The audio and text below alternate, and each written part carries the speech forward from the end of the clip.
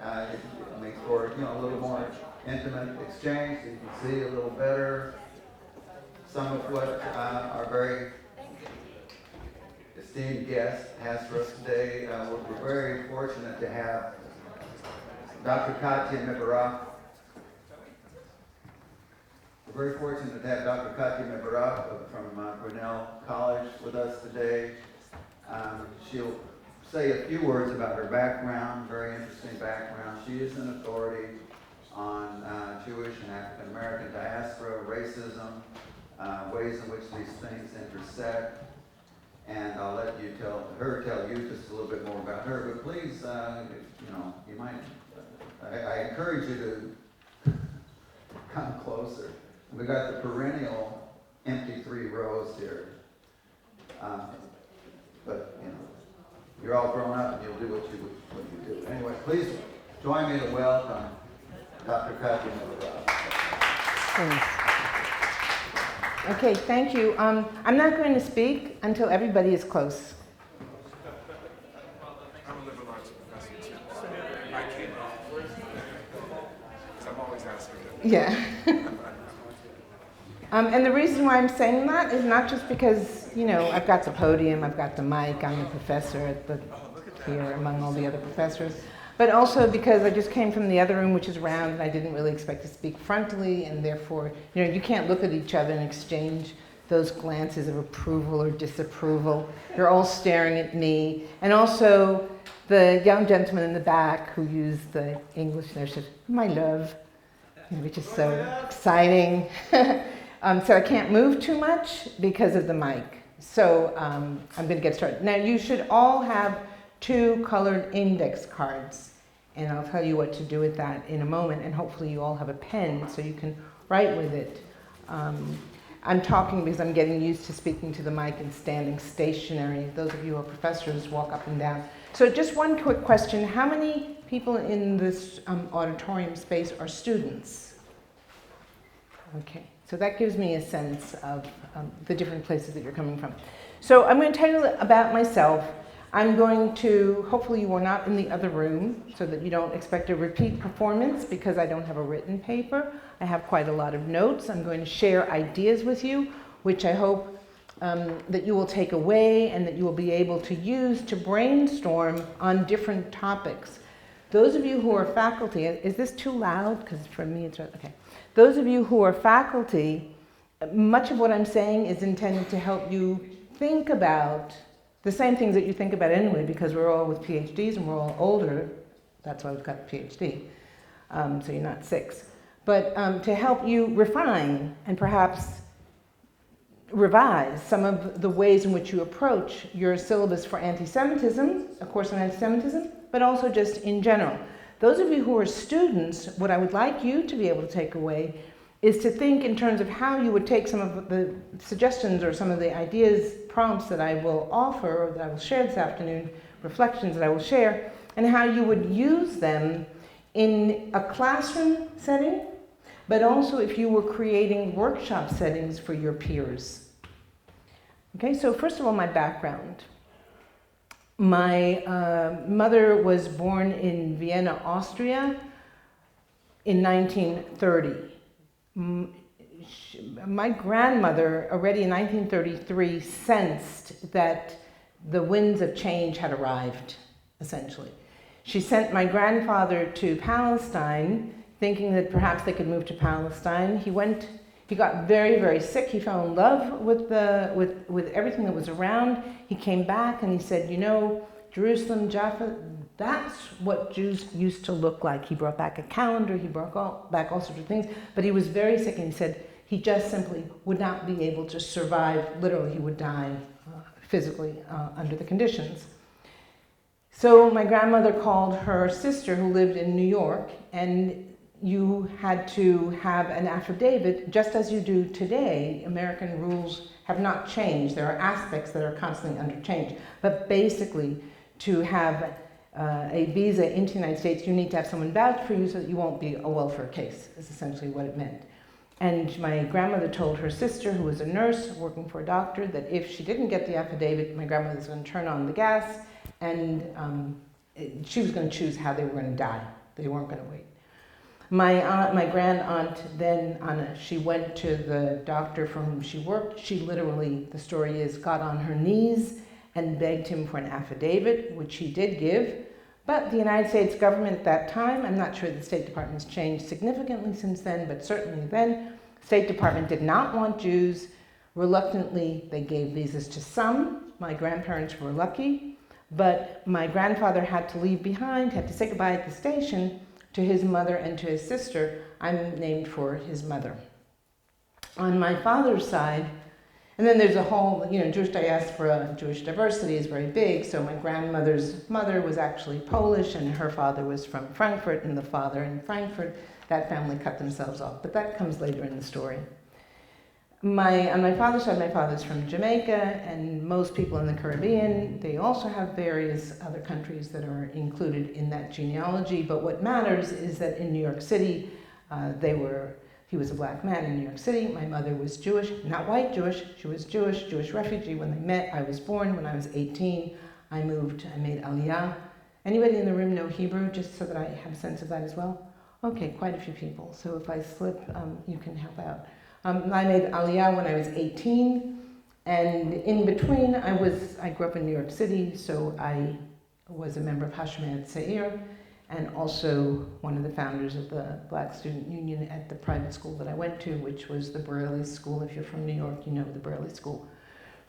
And I went to Israel, and I did not intend to come back to the States, but when I have 3 children, and my oldest was in 11th grade, I kind of started wondering what it would be like to be in the States, and so I thought I would apply to one school. If I got in, fine. If I didn't get in, that would be fine too. The Gulf War came, I sort of forgot about it, and Gulf War ended around Purim, and went and picked up my mail. There was a big envelope. If you get a big envelope, you know you were accepted, right? You all remember that. Everybody remembers that. Not everybody in this room. No. And so we went to visit Duke University. I hated it, but I'd only applied to one school. And so we went, and in my 4th year, which is when I was completing my PhD, I have a book, you can Google me, and I think Charles and Ira and Carlton are going to send out my bio and all the other information, including the things I will show you today, so you'll have that. But I went to Duke University, got my PhD, and I was invited to Grinnell College. Not been on a job interview, so I've been at Grinnell since 1996. It's a long time. In that time period, of course, I've acquired my experiences as a professor, but the first thing that I want to start with is this notion of identities. I want to start there. And then I'm going to tell you the reason that you're reading this on screen, and then I'm going to go through some slides, and I'm going to go zigzagging with a number of different points, because that's what I do, and we're on summer vacation, and I don't have a prepared paper to read to you and bore you. And then I'm going to ask you to fill in some questions on your cards, and we'll try to make it a little bit of interactive, even though it's frontal. One of the things that's very important to me to point out is that for people like myself, and for many people probably in the room, you have been and lived in different countries. You may have grown up speaking more than one language, or you may have grown up hearing other people in your family speaking languages that you understand behind the scenes, as long as they don't speak to you. But in that sense, you have grown up in situations, in contexts, which are already cosmopolitan, transnational, international, whatever new term there is. The bottom line is, you're not monocultural, to use that terminology. You have multiple identities. You have multiple points at which you identify with different groups of people and with which you are identified. Reading the body today and trying to assume what boxes people belong to is far more complicated than it was 100 years ago, certainly in a place like New York. When I grew up in New York City, basically there were 3 groups. There were all the whites, that's white Anglo-Saxon Protestants. Then there were the Irish and the Italians. Then there were the Jews. Then there were the black, Negro at the time, but it was either American or Caribbean, probably Jamaican. Very, very simple. That's not true any longer. So the range of how people look matters because we use the body to think of where people are from, and in fact, that's not where people necessarily are from, and certainly not necessarily where they identify or with whom they identify. So one of the first principal points of thinking about a syllabus and thinking about a classroom and thinking about what a student is going to learn, what students want to learn, how students might express themselves, how you as professors express yourself, is thinking about this notion of plurality. I'm not saying anything which is new, but I'm highlighting it as something to consciously think about when one thinks of, well, what text am I going to use this semester? What book, what reading, what film am I going to include in my syllabus? Or for students who are doing research projects or who are in a class and uncomfortable but can't quite put their finger on what it is they're not comfortable about, you don't want to just say, I don't agree, or I believe, or I feel. You want to be able to say, I think because, and you want to be able to have something substantive to show, to bring into the classroom to use. So thinking in terms, first of all, of positionality, intersectionality, means starting with yourself, and that's not self-absorbent.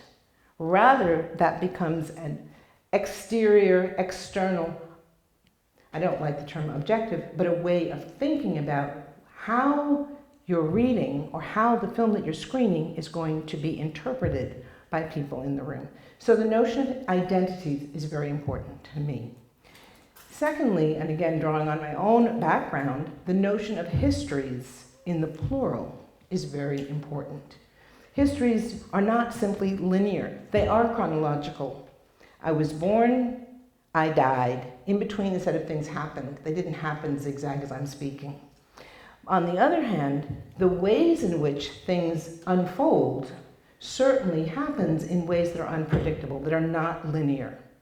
If we think of histories in the plural rather than a history, we're able to incorporate a number of different narratives, a number of different stories, a number of different events.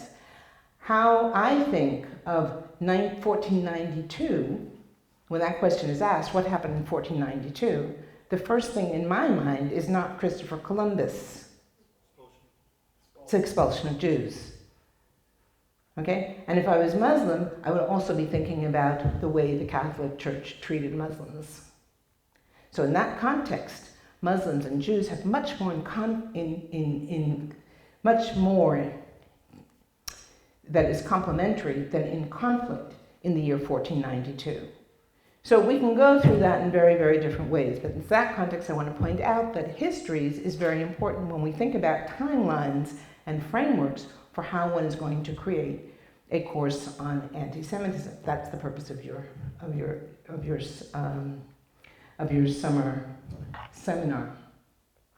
So first of all, I put in my syllabus years ago, and some of you may be familiar with the notion of trigger warnings. Okay, it came up a couple of years ago. I have very little patience for it.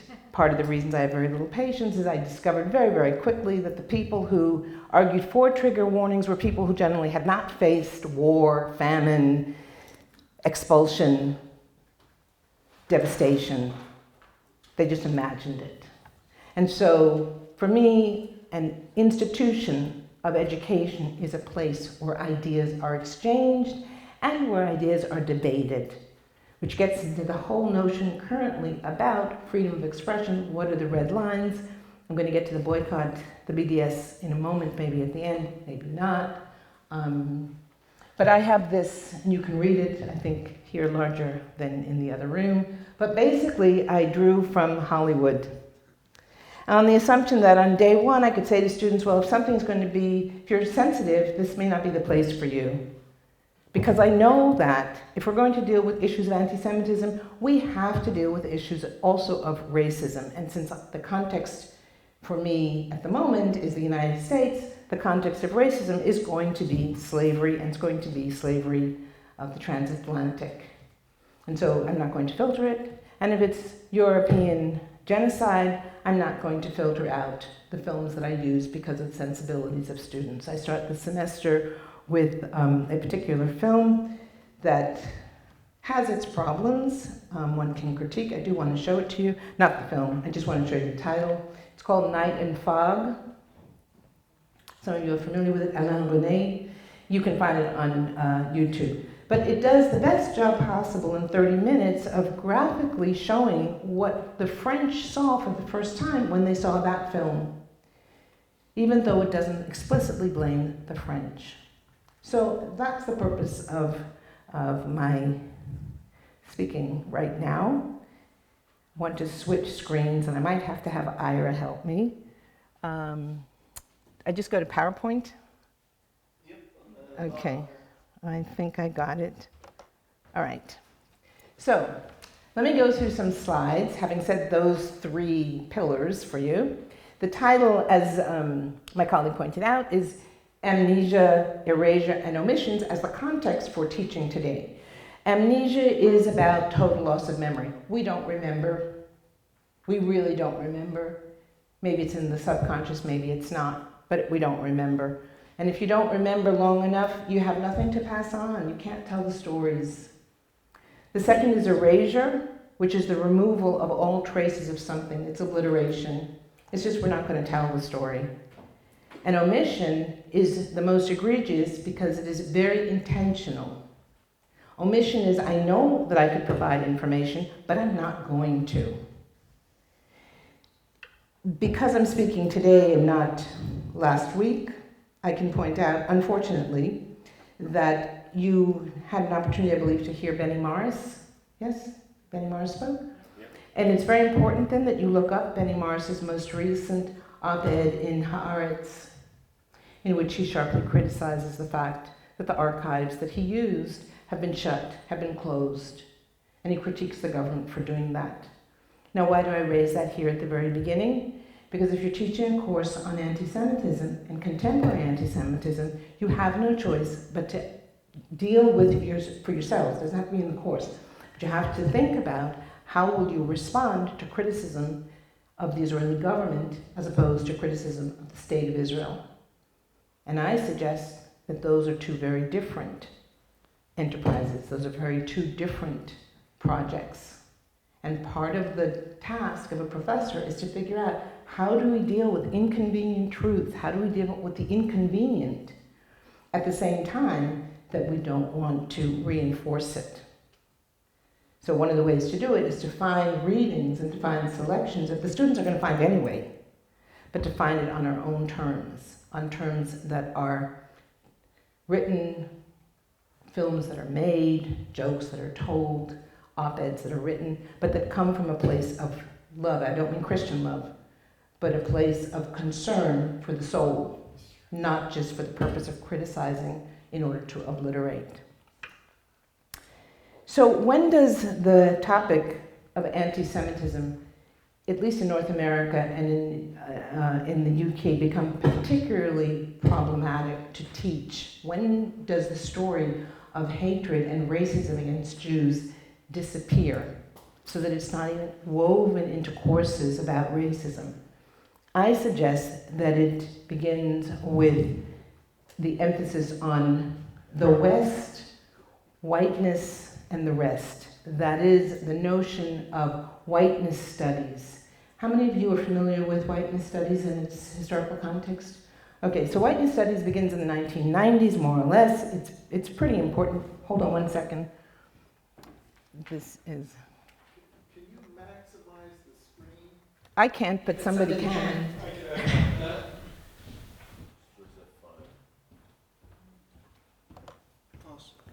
Okay.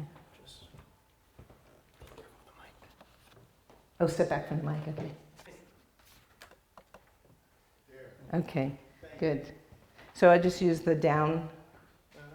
Yeah, okay. Whiteness studies. So whiteness studies is at the beginning in the 1990s. It's a very important move academically in order to begin to look at the ways in which ideas about whiteness as an identity, whiteness as a way of being positioned, become significant in the political arena and have an impact in the arena of economics, and also specifically attention to how privilege functions. Another way of thinking about it was that whiteness studies gave us a vocabulary, which I would suggest, and we don't have time for that here today, but I would suggest as a footnote for you to look up if you're interested. It had already been taken up as a topic by people like W.E.B. Du Bois, by Frederick Douglass, by a whole lot of people before the 1990s. But whiteness studies does allow for discussion of generic whiteness. It allows for discussion of what happened to the immigrants who had been othered and had been treated as racially different, with the vocabulary of racial difference, as in European races. Where did they disappear? So whiteness studies enable that, enable the discussion of privilege and power. In the same context, then, multiculturalism became a way to give attention to the people who had been omitted from the curriculum. But what it didn't do was include Jews. So multicultural studies expands, and it expands with Jews outside. It expands where Jews have been pushed into whiteness studies. How the Jews became white becomes a very popular term, along with how the Irish became white, how the Italians became white. The default there is that Jews must be white because Jews come from Europe. Gone is any discussion of Jewish diversity.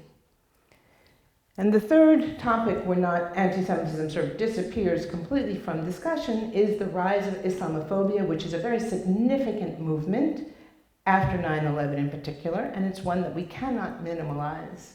Depending on where one is in the country, one hears more or less about it, and that's true globally as well.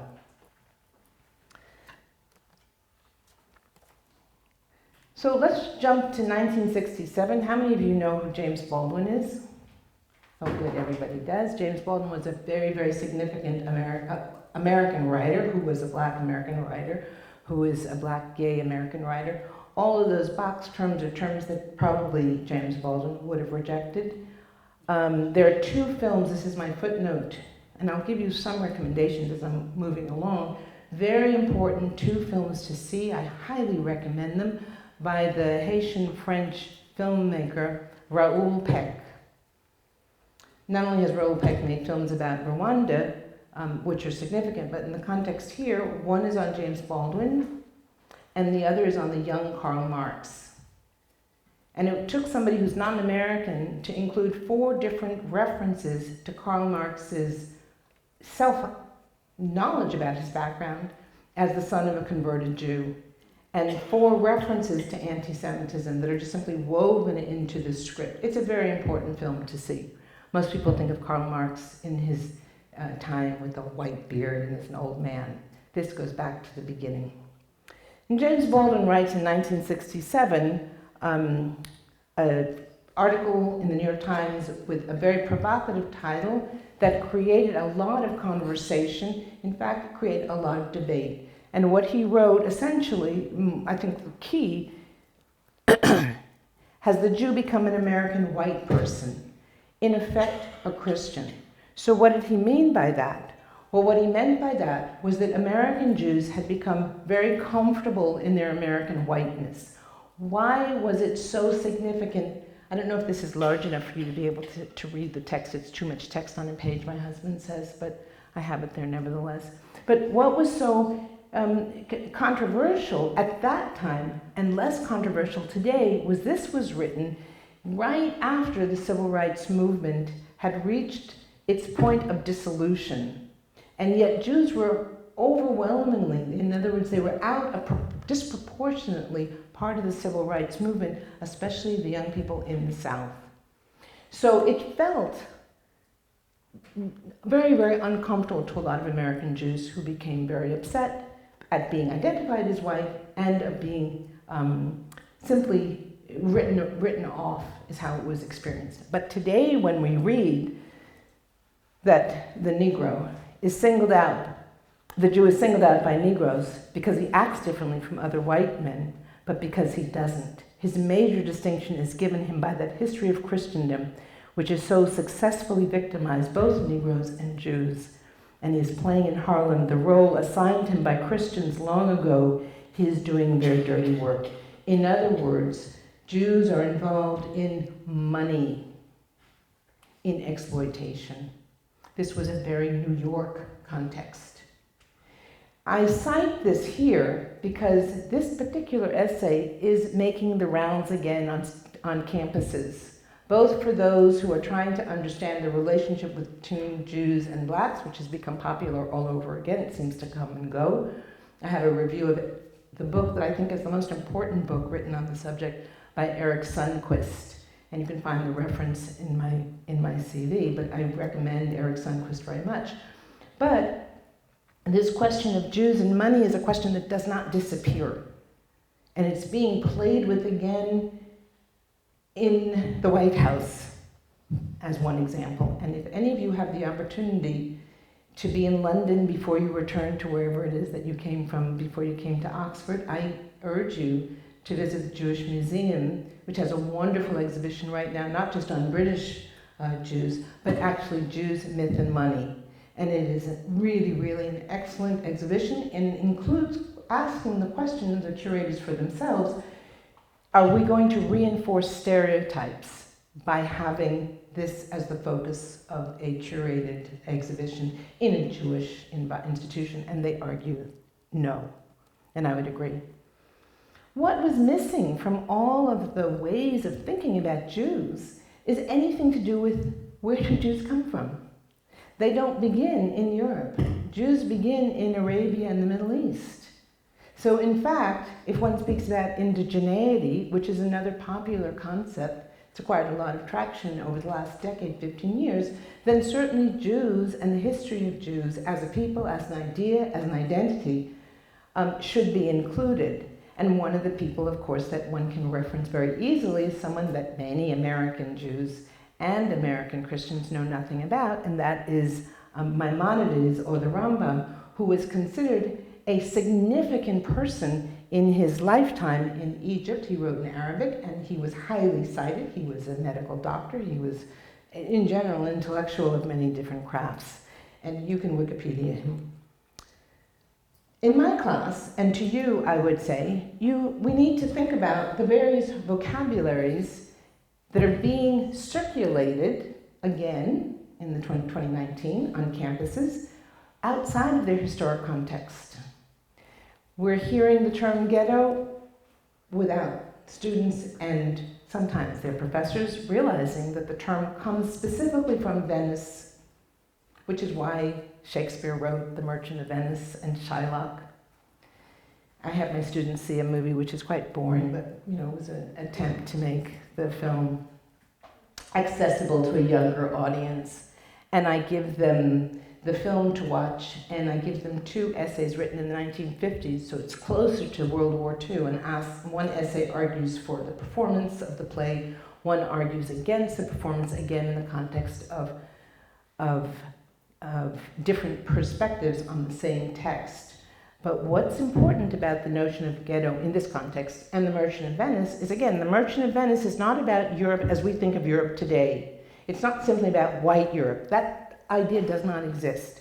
It's in the context of Christian Europe. And it's also in the context of Venice acting as a bridge between Europe and the rest of the world.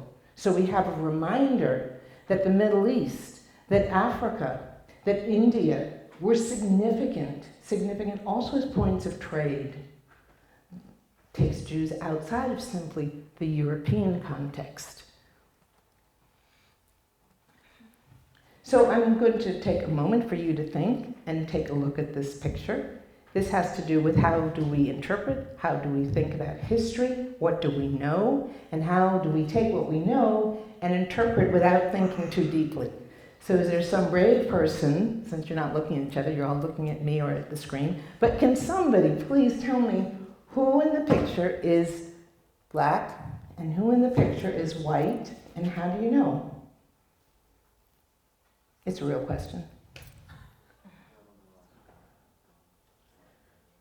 Okay, so based on the picture on the left, I think both of them, obviously the girl on the right she has a different skin color, but they're being treated both as black and white based on how they're holding each other, because during that time frame, I wouldn't imagine seeing a white child next to a black child. Okay, so you get hired, as soon as you get your PhD, you're hired. That's exactly the answer. And that's unusual for people to know the answer, but that's correct. In this time period, 1862, 1863, the question, who is black and who is white, would not have been asked. It wouldn't even have been thought. Not only because the vocabulary wasn't there, but the vocabulary was who is free and who is slave. And that was based on ancestry. Never in US American history was the definition of a slave or the definition of a Negro based on appearance. And yes, the way that they're holding themselves intimately, that's how people would have known that the little girl who has white skin was simply white-skinned Negro, a white-skinned colored person, in the sense that it would say what her skin color was, but her racial status would have been something different. We have this notion of race. So as I say, now I'm going to be skipping zigzag. We have the notion of race. The notion of race has come back into style, can become popular again. It is something that I and a colleague of mine, we teach a course on race and through genetics to try to uproot this egregious idea that actually is banned from German, banned from French, but still imported out of the United States, has come back into research, despite the fact that into the year 2000, the Genome Project was proudly presented to the world as proof that human beings cannot be divided into races, but we still have races. The term of race, we think of today, or a younger generation particularly, thinks of race in terms of color and appearance. But that was not true 50 years ago, 60 years ago, 70 years ago. So I have this map here, again jumping back and forth, in between the 1870s and the 1920s, the nativist movement in America, very similar to the nativist movement today, sometimes with the same images, sometimes with we're living at a different time, strongly objected to the huge number of immigrants who were coming from Eastern Europe and from Southern Europe and from Ireland. The groups that they hated the most, in no particular order, were Jews, were Irish Catholic, and were Italians, Southern Italians in particular. The nativist movement gains traction and finally succeeds in passage of the 1924 Johnson-Reed Act. That closes the door to open immigration. Part of the campaign were caricatures like this, which appeared in none other than Harper's Magazine, then The Atlantic. It is not difficult to send students to look at Harper's and The Atlantic, which were prestigious then and continue to be prestigious magazines, and to find not only the cartoons, but also references, or to go to the New York Times and find egregious racist imagery that will be recognizable today as simply racist, but no longer necessarily used for people who were coming from Europe as the main site. Now, at the same time period, there is not an overwhelming flow of immigration from North Africa or from the Middle East. Therefore, we don't think about North Africa and the Middle East in the United States in this time period. Instead, there are individuals. Looking at this chart, does anybody know what this chart is? I'm sure most of you do, but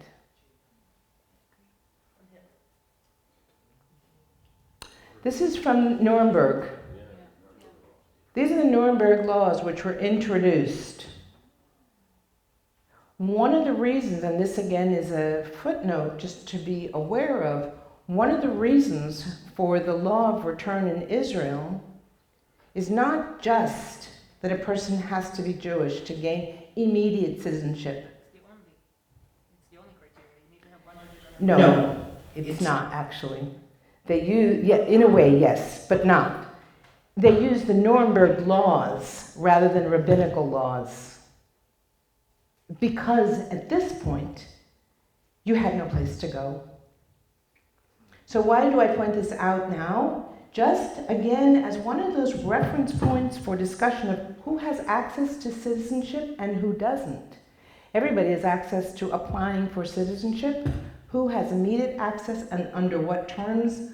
Under these terms. Now, as a secondary footnote, just to bring it into conversation so that you have it in your notes or you have it at least in your memory, there was a very famous case in the 1950s of a Christian, I think he was Dominican, but France, Brother Daniel.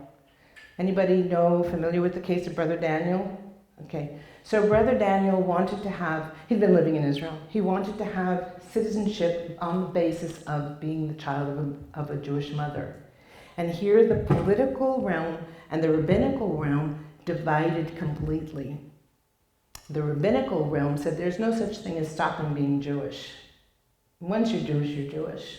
Not that it's racial, which becomes difficult to explain, but it's not because it's racially inherited. The political realm, the Knesset, the parliament at the time, decided no, he could not have citizenship under the terms of return because he had not only converted, but he had remained a Catholic. And for those of you who are familiar with Archbishop Lustiger of Paris, he's dead now, at the time, he came to visit Israel, and it was the same ambivalence. Even though he was Jewish under rabbinical law, because he had continued to be a converted Catholic, a devout converted Catholic, the political realm rejected him. So Nuremberg has ramifications way beyond simply World War II, and it does fit into racial identities. But the reason I'm making this point is to bring it back to the United States and also to the ways in which people of African descent in the United States self-identify.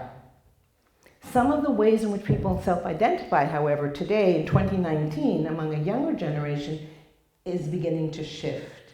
We're seeing much more fluidity, much more discomfort with being put into little boxes. And again, as one is doing a syllabus on anti-Semitism, the question of who is a Jew, what is Judaism, how do these terms indicate membership?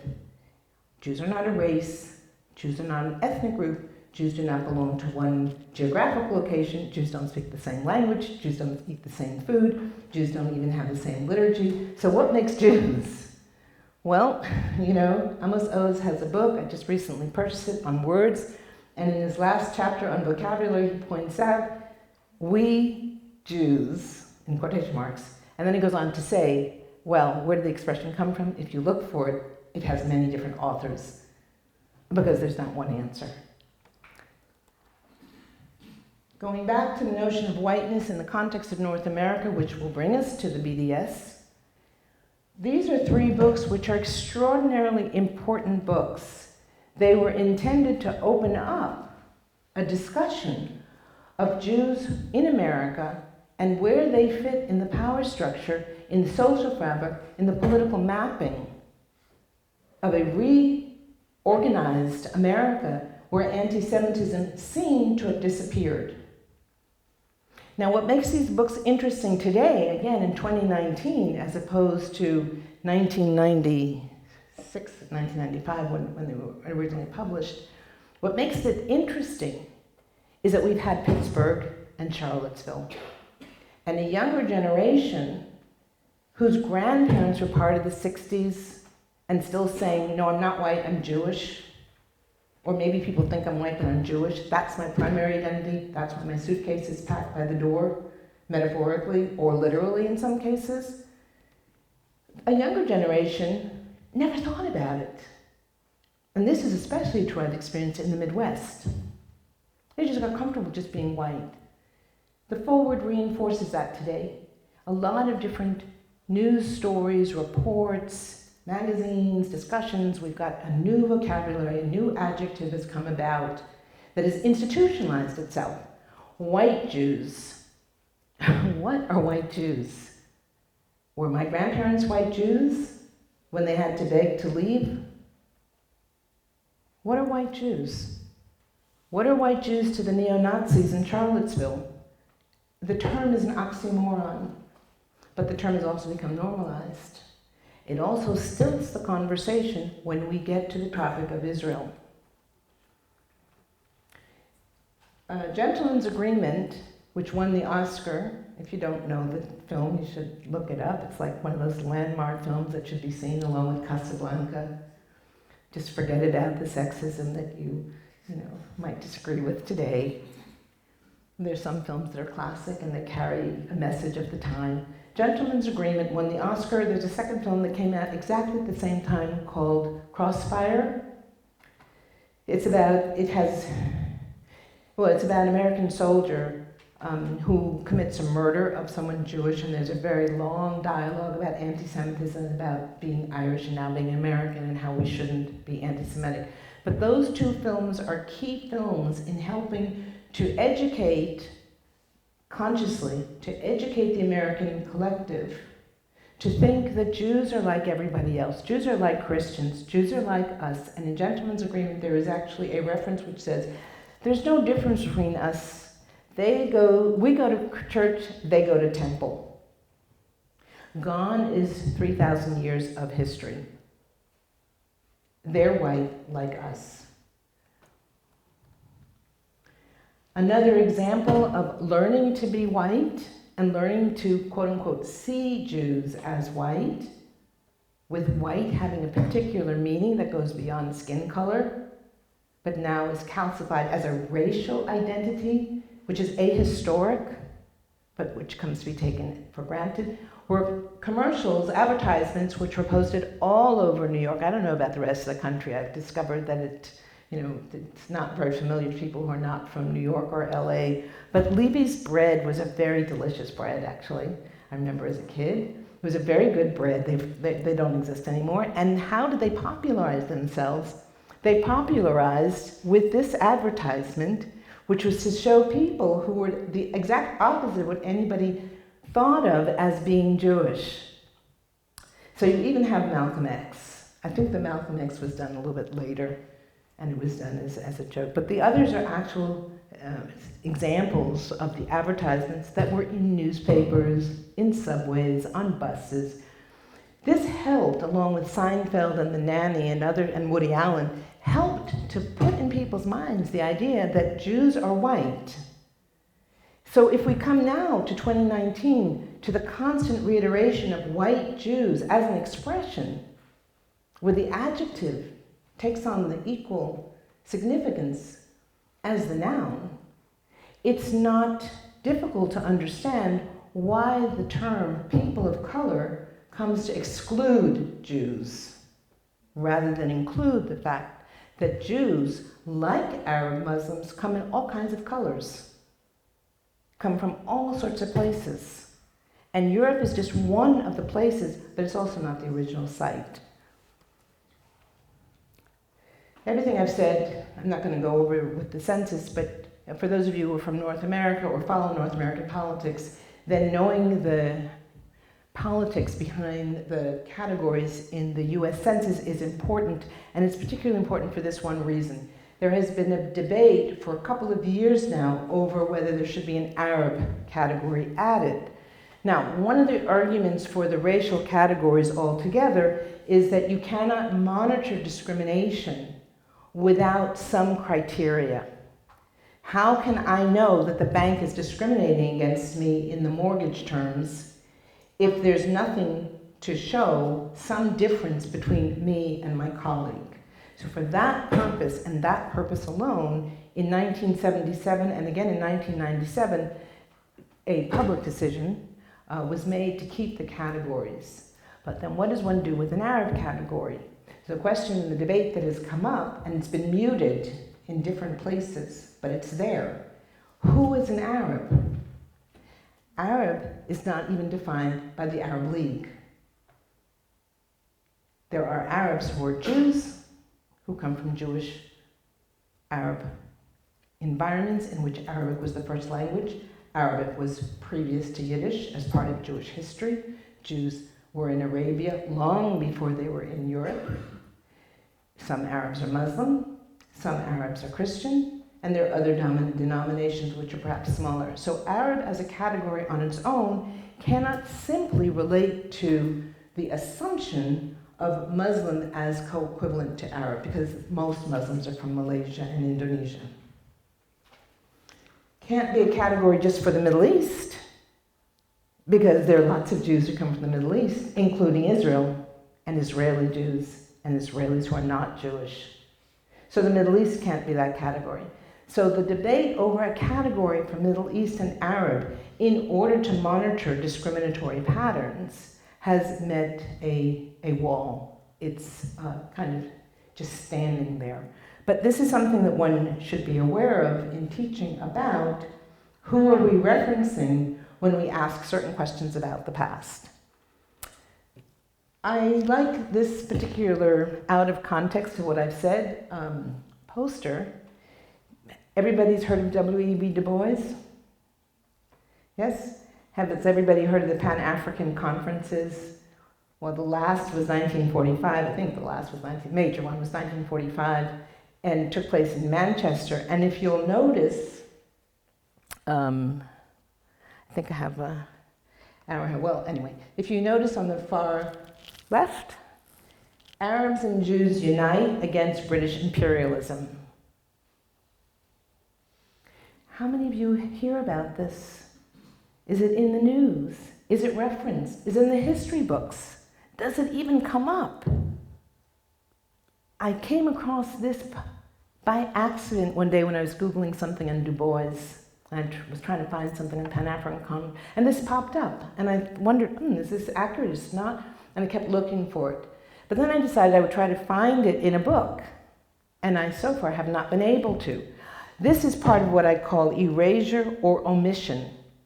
It is erasure because it had disappeared. It will be omission if you, in the plural, don't pass it on to your students or your colleagues, because now you know about it. And on the far opposite side, down with anti-Semitism.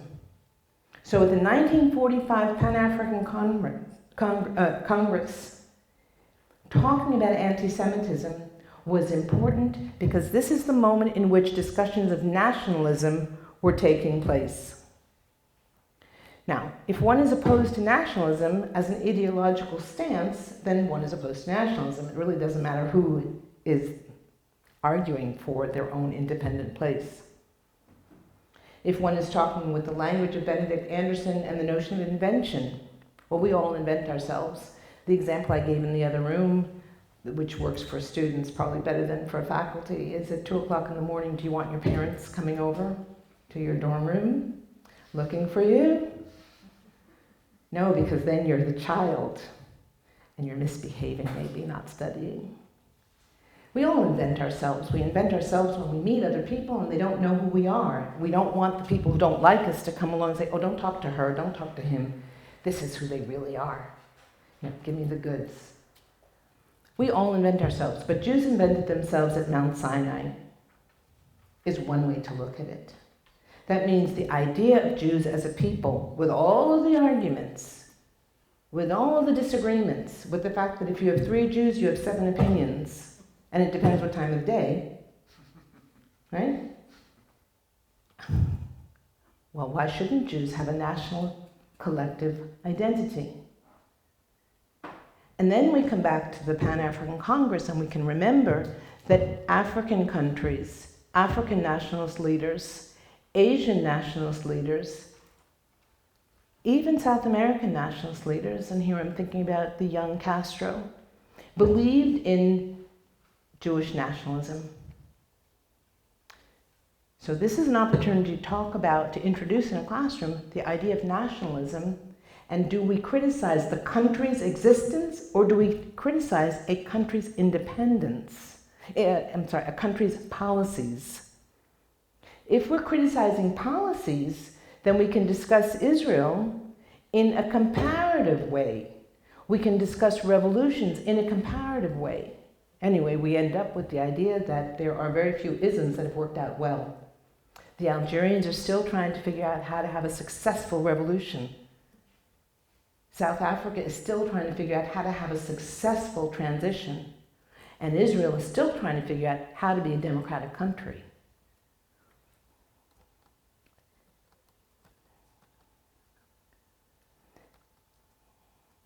So just to come back to the notion of whiteness in America, because this is something we're finding repeatedly in almost all of the print media, social media, And I was thinking to myself what language to use, because I find that we are losing vocabulary, because vocabulary is beginning to be eroded of its ability to communicate accurately or in ways that are provocative enough to have dialogue. So I was going to say left, but I can't say left. I was going to say progressive, but I can't say progressive. So I'll just say those groups which question the existence of Israel and not just the policies. Those are the groups in which we find a lot of discussion of white privilege, which I think is useful.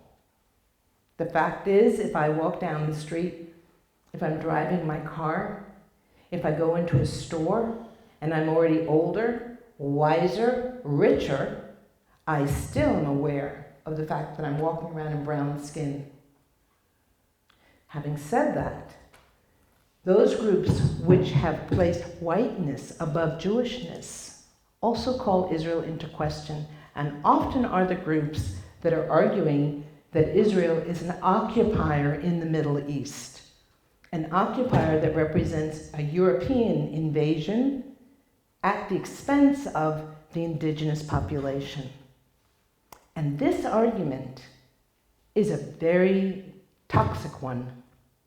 And it cannot be refuted if we don't also at the same time confront the way in which the notion of white privilege has almost appropriated Jewish history. So in this quote, excuse me, Gil Steinhoff in 2015 wrote, and you can see it. I sometimes am in an audience and I think, why is somebody reading what can be read on your own? But one of the advantages of reading it is it puts it out loud. We can hear it collectively. And so I'm going to read it, if you don't mind. Jews in America struggled for decades to become white. Now we must give up whiteness to fight racism. Let's teach our children that we are, in fact, not white, but simply Jewish. Now, as a caveat to this, not as a footnote, but as an addendum, we can begin to say that there's a problem partially in this comment, because it presumes that all Jews are white. But in fact, I would argue that that's not really what his intent was. I think he was speaking to a synagogue where most of the people in the synagogue look white. When they go outside, they are treated as if they're white. They're not wearing a kippah, so they're not necessarily identified as Jewish per se.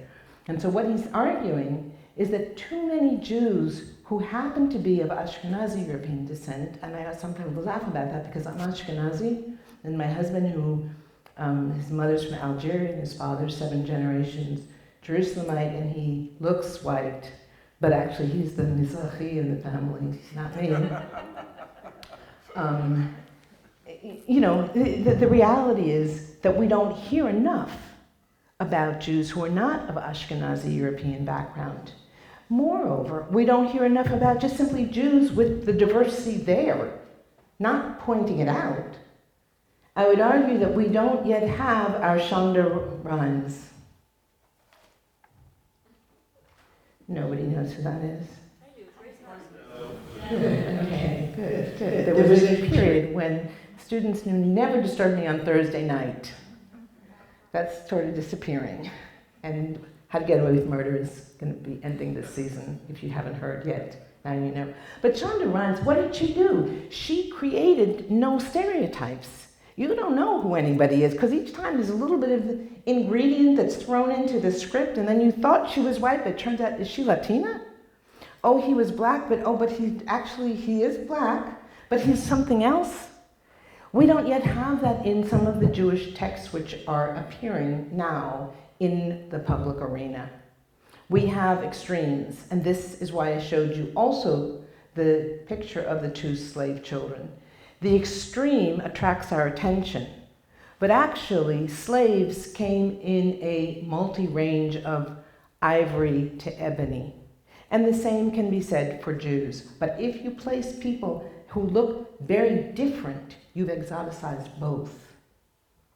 And this also, I argue, is a problem. Now, what is true is that we have more and more films about Israel that are accessible with English translations, with French translations, with Spanish translations, even with Arabic translations, coming out of Israel. Some of them are excellent. They're appearing on Netflix. I just, to be honest, finished because I can't get it in France because of French copyright. But last night we finished the last 3 episodes of season 2 of Stitzel. Now, last year I spoke about Fauda. But if we take Fauda and we take Stitzel and we put them together, there's a whole lot of material there for a separate course. Definitely not a course in anti-Semitism, because then we're going to kind of entrap ourselves with some of the domestic policies of Israel. But I bring these 2 examples to say that in both of those films, which our students are watching, I know that Stitzel from Christian students, not even from Jewish students, what we find is that there's very little representation of Ashkenazim in Fauda, and there's very little representation of Mizrahim in Stitzel. And if you read the English translation, a couple of times we replayed a scene to see the difference between the English subtitle and Hebrew, and it wasn't the same at all. Okay? So what I'm suggesting to you is that today, many of the people who are adamantly anti-Israel, who are part of the BDS, who are part of a group of people who really would like to see Israel disappear from the map, have absolutely no understanding, no consciousness, and very little accurate knowledge about Israel, about Jews, about the Middle East, about Muhammad and the relationship of Muhammad to his Jewish wives. A lot of information is missing, and our task is how do we fill in the gaps in what essentially is a 12 to 14-week semester? And that, I suggest, is very difficult. So if I take this picture, Jews, a global people, a collage that I had my student actually put together. I asked him to take pictures and to find pictures that would stand out. In fact, in today's world, globalization means that people are wearing clothes that are similar all over the place. They're eating foods that are similar. They go to the Gap, they go to Dior, they go to, wherever. You can't really tell where people are from by what they wear. So some of these images are outdated, but they are the images of grandparents or great-grandparents. But these are the images that many of our students, many of our young people, many of young faculty, and when I say young faculty, I mean in their 40s, they weren't educated to even see these images, so how can they possibly teach it to students who are in their 20s? And that, perhaps, is the most egregious, most challenging obstacle right now to teaching about anti-Semitism in a global context. This image as well. Sometimes I show this image, I often show this image with the image of the 2 children that you saw before, but sometimes I show it without the text at the bottom, and I simply ask the question. Sometimes I leave it in. Now, we don't have time to play games here, but I'll point out 2 things which you probably noticed. So if you did, I apologize for being redundant. But both men could be either Jewish or Arab. And the problem with the sentence, after they've read in my syllabus articles about Arab Jews and Jews from Arab countries, the problem is the sentence itself. It's not correct. The question is a bad question. It's not, they're both Arabs. They very well may be. No, No, they very well may be. Their ethnicity is both Arab ethnicity. One of them is also a Jewish ethnicity, one of them would be a Muslim Arab. Well, actually, no, that is exactly the problem. That if they both come from Iraq, Okay.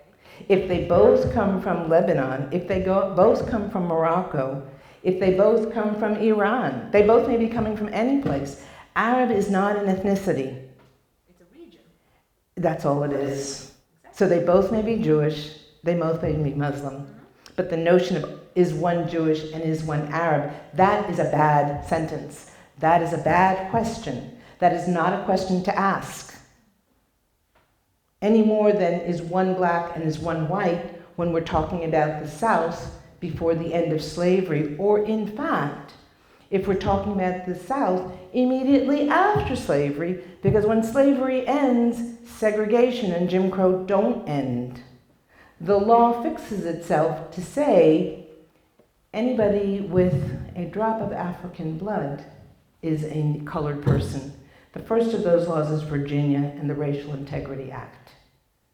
So I point this out to say, as students, as professors, you want to think about what do the questions that we ask sometimes presume? Because it's that presumption that can reinforce certain attitudes which are the opposite of what we want to accomplish. And that perhaps is the most challenging of all. How do we identify our own perspectives that need analysis, that need unpacking? And that the only way to do that is in conversation with others. The only way to do that is to look at a question and say, okay, what does my question presume? And so what is my question that would be inherent here? What does the question presume? It presumes a juxtaposition between Jewish and Arab. And that's why it's a bad question. And the question before, who is black and who is white, also presumes a difference which itself was problematic. So I want to just call to your attention that we can spend a lot of time talking about Muslims who are anti-Israel, Muslims who are anti-Jewish, Jews who are anti-Muslim. I think it's very useful to also give a lot of attention, not to just the negative, but also to some of the coalitions and the context within which certain coalitions are coming about. And why are they coming about? And the ways in that context that white supremacy is not something of the past. It is something which is quite current. It is something which we need to deal with, which we need to think about.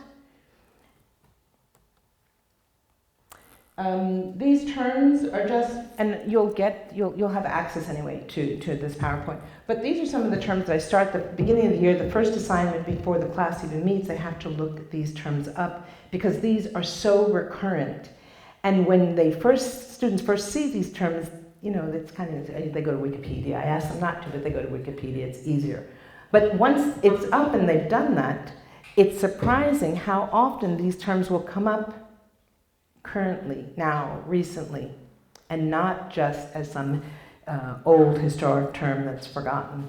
So I have been guided by this notion. I don't know whether you can see it, but I was raised to think that one should not stand and curse the darkness, but one should light a light. And the other is, it is not incumbent upon thee to complete the task, but thou must not therefore desist from it. Which means that I might not reach all 15 students. I might not reach 10 students. I might not even reach 5 students. But if I reach one student, and as I have learned, that one student goes on to get a PhD, that student is already going to reach another 15 students. And that's how we progress. If not, we can just shut the door, go to sleep, turn on Netflix, disappear. So, I know that you need to have a little bit of activity. You've heard me too long, and we only have a little bit of time left. I gave you index cards, and I would like, on one side of your index card, if you can write where your people are from. Now, that does not mean who do you identify with. It's sort of thinking about what are the different places that people had to leave so that you would be wherever it is that you're leaving today. And I'll give you a little extra information that I say to students so that you can think about as you're doing it very quickly. If you just put down a country, then you're putting down a country of 2019 that might not have existed in the past. So the exercise of where are your people from means you have to think beyond just Ireland. Is it Irish Catholic or is it Irish Protestant? It matters in a Boston pub. If it's China, well, there are many different groups in China. If it's whatever country it is, there's more than just the geography. So that's, write that down and see how much you know about your past in terms of geographies of movement. And on the other side of your card, if you can write down what are your 2 main goals if you are a professor or a teacher in a classroom, or if you're a student and you want to do a workshop for the students. What are the 2 takeaways? Just 2 takeaways that you want people to remember long after they've forgotten everything else. And the third, on that same side, who's your target audience? Yes, so the first question is about geographical backgrounds, where people came from. On the other side, goals, that would be your educational goals. What goals do you want? And the tie into that is your intended audience. And I'll give you just 5 minutes for that, and then I will tell you what mine are, and then our session will be over. You can talk to each other while you're doing that.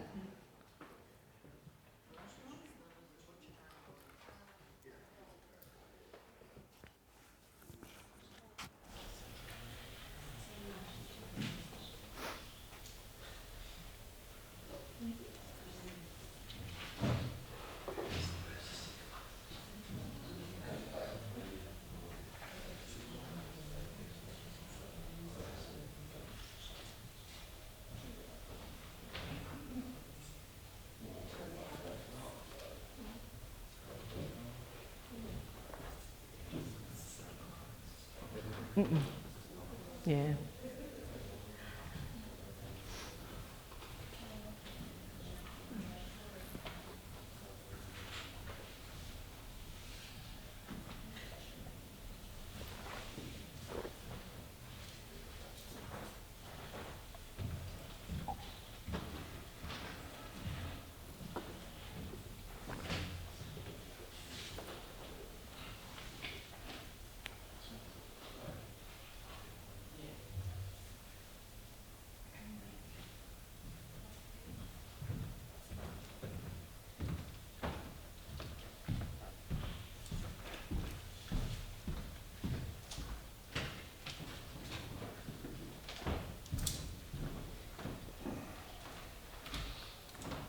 So we have 10 minutes?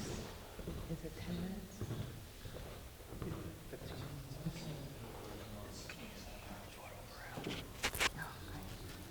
You said I could do that? Okay. Thank you. Confirm stuff.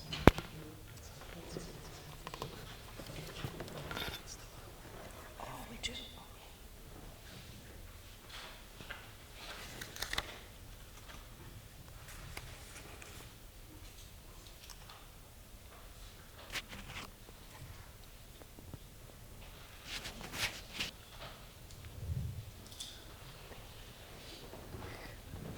Oh, I get to move.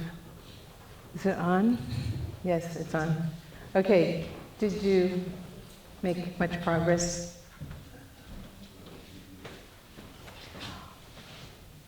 So, before telling you my goals and my target audience, let me just run through a couple of words that are difficult to see in the back, I know, but I think are useful. So one is the notion of prescriptive. Prescriptive being a question or a syllabus or a text that you choose that's leading to an answer. The questions already have the answer built in, so there's no place to think. It becomes ideological. Polemic. Polemic is easy because of the kind of vocabulary that's used. There are texts which are written in a way that you read the first paragraph and you already know that this is ideological and partisan. And so there's no place to debate, there's no place to engage, there's nothing to research, there's no question to ask. Political, well, I believe that everything is political, it's just whether it's a capital P political or a small p political, but it's political. But if you can say, I know that this is political, I know this is the perspective of the person, but I'm not reading it for that. I don't have to agree or disagree. I'm reading it for some information that becomes a base to ask other questions, then political is not always bad. Polemical, I think, in a classroom is not a positive thing. Advocacy, partisanship, and propaganda. How does that compare to being a professor? Right? To profess is not necessarily to preach, even though they come from the same root, and even though the line between the two is very thin. Because as professors, we are trying to get certain points across. But that's not the same thing as engaging in propaganda. What are the preconceptions, the premises, the presumptions of an article that we assign, a book that we assign? How do we make that transparent? So my aim is to try to get students and to try to get colleagues to understand the notion of transparency. Transparency means you can easily check my sources, but my sources also debate each other. They're not one-sided. Now, that does not mean that we don't have red lines. I'm not going to present in class a text that argues objectively with neutral language that there's anything positive about slavery or about xenophobia or any number of topics that we can think of that are egregious. But those are the red lines. You have to decide your red lines. Why wouldn't you? Why would you not discuss? As an equal argument? Because that would be my red line. That to argue that there's merit to slavery, for me, is off the table. To have a discussion about the reasons that slavery contributed to the development of economy, that's a different question. So one is an argument that is arguing for slavery. The other is trying to understand how does slavery as an institution, as an economic institution, how does it reproduce itself? Because that will lead us to talk about what happens when slavery is no longer on the table. I mean, apartheid ends at the moment in which it is economically not feasible. In that particular moment, yeah. So it's acceptable as an educator to be able to say, this is the line that I draw, and you may draw a different line, but in my classroom, it's that. It's just Mala and saying, what I want. Right, but it wouldn't mean that I wouldn't bring in texts if we're looking at the 19th century. I wouldn't, or 18th century, I might bring in texts of people who argued for slavery. But for a student to argue out of belief that there's something positive about slavery, that's off the table. Or for someone to be a white supremacist in my class and argue the merits of Nazism, even though they went a little bit too far, they didn't have to go that far. They didn't have to burn everybody, incinerate everybody. That would be off the table. There's one film which I forgot to mention, which I really encourage everybody to see, and that's called Son of Saul. If you have not seen Son of Saul, you really must put it high on your agenda, because Son of Saul makes it very clear the cacophony, the multiple languages. People didn't have anything in common with each other except for one thing, and that's that they were Jewish. And beyond that, there's not much more to say. There's no dialogue. The dialogue is a kind of background rhythm, but it's a very important film. So does that answer your question? Yes, thank you. Points of departure and perspective. That's very important to make very transparent. What's the point of departure of an article? So in terms of the material that you have as a text or that you as students would be looking for to do a research paper, you want to know what is the point of departure? What's the context? Because that helps put other readings or other films or other material, other texts into a context, a historical context or a situational context. I have here maximizing objectivity. It's not my term, it comes from Susan Harding. But the idea of maximizing objectivity is not that there's any such thing as objectivity. We know that there is not. But what is possible, what is always possible, is try to maximize finding counter-arguments to our own. And that's the purpose of an academic education, in my opinion. And it's very challenging because it's very difficult to uproot and to unlearn things that have been naturalized and normalized. So I said in closing, my goals for my course on anti-Semitism, and I will share that syllabus so that you'll have access to it, is number one, that students walk away understanding that Jews did not begin in Europe. That the history of the Jewish people is a history of diversity and of conflict internally. That the debates have always been around. So that's one. And that Jews don't fit any social science category, and this is an anomaly that they have to just accept. So Western social science categories created in Europe for purposes that are their own political purposes that one can study if they want, they don't work when it comes to Jews. I would argue that today they probably do not work for Muslims, because now Muslim students, Muslim professors, Islam in America has now taken root, and some of the challenges that faced Jewish immigrants in an earlier time are going to and already are affecting younger Muslim students. It's not a religion alone. It's not a race. It's not an ethnicity. It doesn't fit any social science category. But that's not my topic. But I want it said. I want people to be able to think about it. A second goal is that when students walk away from my class, they understand that there is such a thing that is called political anti-Semitism. So there's theological anti-Semitism. In the other room I said what I will say now. I believe that theological anti-Semitism is still alive and well within evangelical circles. I don't think that that has disappeared. There is still racial anti-Semitism. It is definitely not the kind of the 1930s. As far as we know, that has passed, but it existed. There is social anti-Semitism, which is, well, I don't want you marrying somebody who's Jewish. I don't really want any Jews around, but I'm not Jewish, I'm white. No, well, you know. Okay, so social anti-Semitism has not completely disappeared. It's certainly not what it used to be. And political anti-Semitism is the trickiest, and that really is what your summer seminar is about. How does one distinguish between anti-Jewishness, and anti-Israel, the state, as opposed to policies? So I offer my students, even though I don't agree with his political politics, I offer my students 3 criteria to think about in consideration of what is political anti-Semitism when it comes to the state of Israel, and that's Sharansky's 3 Ds, which is double standards, demonization, and delegitimization. That is to say that one can be totally opposed to the Israeli government policies, because we can't run away and hide and bury our heads in the sand when most Israeli newspapers are now translated in English, and if they're not, anybody can simply go to Google Translate.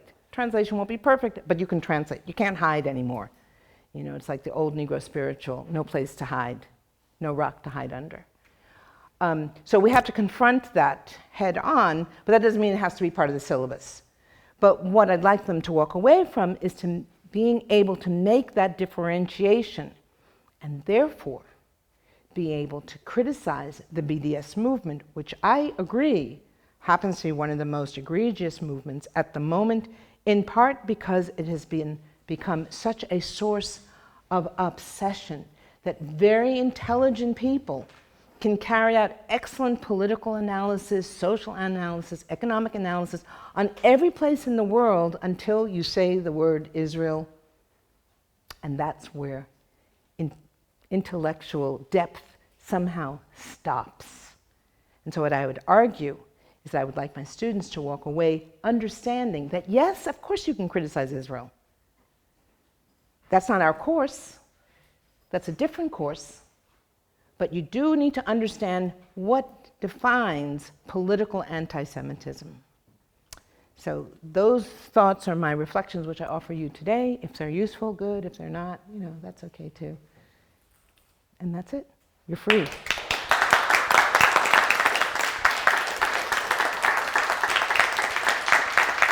So,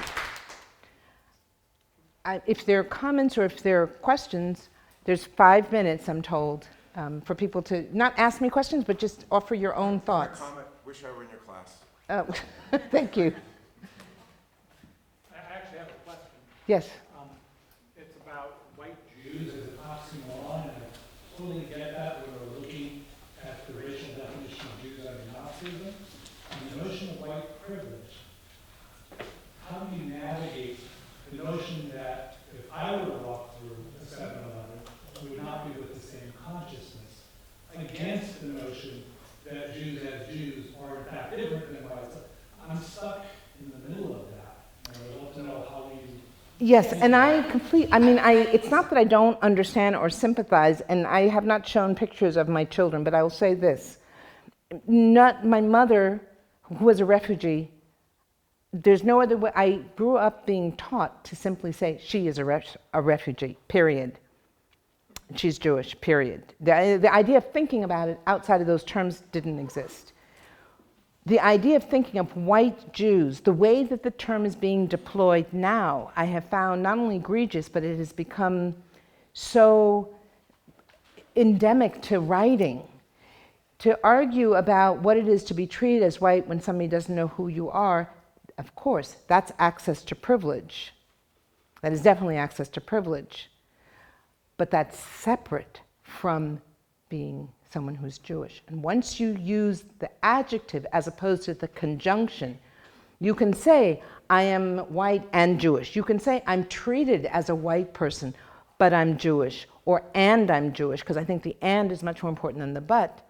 That's what makes the difference. Because in Pittsburgh, they didn't stop to say, oh, let's differentiate. Who are the white people? In Algeria, I mean, it's the people, this is part of erasure and omission. In Algeria, many of you may know, some of you may not know, but in 18, I've forgotten now the date, it was one of the things to look up on my list. France wanted to differentiate, wanted to divide and conquer. So they extended citizenship to Jews. So there were 3 categories in Algeria: European, Jewish, and Muslim. What's the problem with that when World War II comes along? The Jews of Morocco can turn, and did turn, to the king and said, we are a protected minority. And the king, Mohammed V, I think it is, extended his protection and has been loved forever since. But in Algeria, the Jews who thought they were just French were deported. Many of them were deported. In Tunisia, camps were set up. I didn't get to that part because there's too much. You can't do everything in 14 weeks, and certainly not in an hour and a half, and certainly not in late afternoon. But Tunisia, the Nazis arrived. They built camps. They started to deport, and they started to put in the labor camps. The last part, to answer your question, which is a troubling one because it becomes polemic only because it's not being argued. Some of the Palestinians who are under the umbrella of people of color, and I don't think that we should not not confront the question of what people of color has come to mean as part of oppression. But some of those people are people with white skin just like you. Palestinians don't seem to be agonizing over whether or not they're white Palestinian or brown Palestinian. This has become a question that's debated and asked in the Jewish press and has then moved out. And that's what I'm calling to people's attention. I have an article that appeared in ISGAP's newsletter in which I question the way in which we're spending more time, or Jewish newspapers at any rate, are spending a lot of time on the question of white Jews versus black Jews versus Jews of color, rather than the content of what Jewishness is all about. So I agree, the notion of privilege has to still be confronted, but it should be confronted as 2 separate issues. Because Jewishness and whiteness, sometimes they cohabit, and often they come into conflict. That's a quick answer. 1 minute and... Hey, sorry. Thank you so much. That was great. There was a study on identity, on woman identity in America, and African American women and Jewish women were the ones that felt the most identified either as African American or Jewish. And I was wondering what your thoughts were on that. So how can gender play a role within that as well? And why were Jewish women so, I guess, you mentioned Jewish.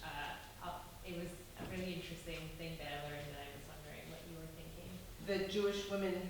They felt really Jewish, like that was a huge part of their identity as African American women, but other women like Irish American or Italian American wouldn't necessarily feel, Irish or Italian. Because I think when we say Irish American, there's a relationship to Ireland that is always there, but that after a while disappears. So you can go back to Ireland. No one questions your Irishness, just how long you've been away. Where are Jewish Americans supposed to think of themselves in relationship to other Jews in the world and in relation to the United States outside of a context of Jewishness in opposition? Which isn't to say that Sartre was right and that Jews exist because of the anti-Semite, just as a footnote for those of you familiar with that essay.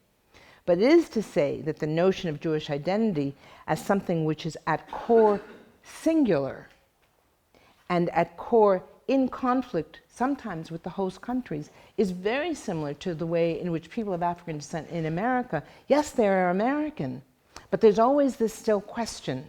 And we can definitely see how that racism is functioning right now, just this week, and calling into question people's credentials as American. So to be black and to be American sometimes can be seen as an oxymoron. I don't think quite in the same way. I don't think the analogy is excellent.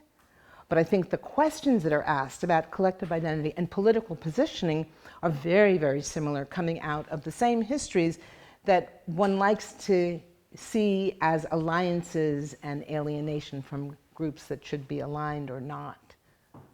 So that's a partial answer to your question. But the text that you read has to be read in conjunction, I would say, with other texts and other debates, including the debate over whiteness and whether the Jews that are in that book that are represented represent contemporary Jews in America who really today are coming from a wide range of backgrounds. It's not predominantly Ashkenazi anymore. Talking Ashkenazi or Ashkenazi, what's the name of that? There's this term. Actually, I helped with an essay on whether Jews are white, and they were talking about this Ashkenormative. Ashkenormative. Jews in America, because 95% of Jews are Ashkenazi there. I'm not sure whether it's 90%, 5%. One of the biggest problems and questions that have been raised over the years, and increasingly, is who among the Jewish community is being, within the Jewish community by Jewish organizations, who's being counted and who isn't. Miami, New York, Atlanta now have many, many immigrants, not coming directly from North Africa, but coming from Israel. And they're not necessarily in the same Ashkenazi circles that are being numbered. Thanks for letting us sit in on your class.